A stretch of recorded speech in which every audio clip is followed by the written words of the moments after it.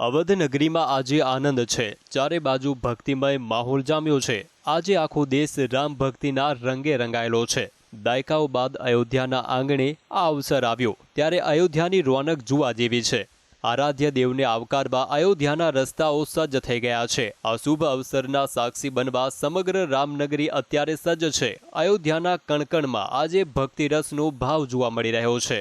ત્યારે યુવાનો અને કોલેજના વિદ્યાર્થીઓ પણ ભગવાનના ભક્તિરસમાં ડૂબી ગયા છે। કોલેજના વિદ્યાર્થીઓ અવધ નગરીના રસ્તાઓને સજાવવામાં લાગેલા છે। તેઓ શહેરના માર્ગો પર રંગોળી બનાવી રહ્યા છે।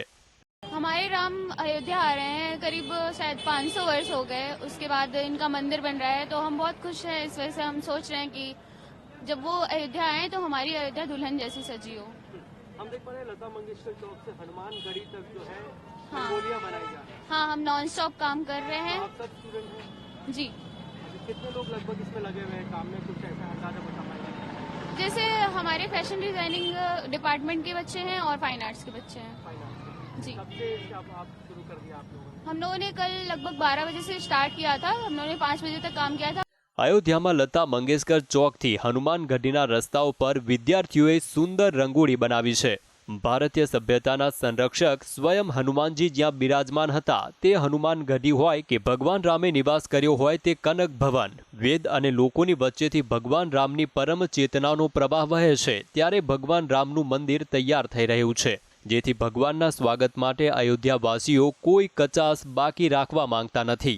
लगभग हम लोग 20 या 17 बच्चे हैं। 17 जी। आप लोग सब स्टूडेंट? हाँ, सब स्टूडेंट हैं। कहाँ से पढ़ने वाले हैं? कहाँ पढ़ जी, हम लोग अवध यूनिवर्सिटी से पढ़ रहे हैं, राम मनोहर लोहिया से। अवध यूनिवर्सिटी से पढ़ रहे हैं। जी। अच्छा, जब से प्राण प्रतिष्ठा के बारे में आपने सुना है, डेवलपमेंट्स देखने को मिल रहे हैं, चेंजेस देखने को मिल रहे हैं अयोध्या के अंदर? जी यस, बहुत चेंजेस आ गए हैं हमारी अयोध्या में।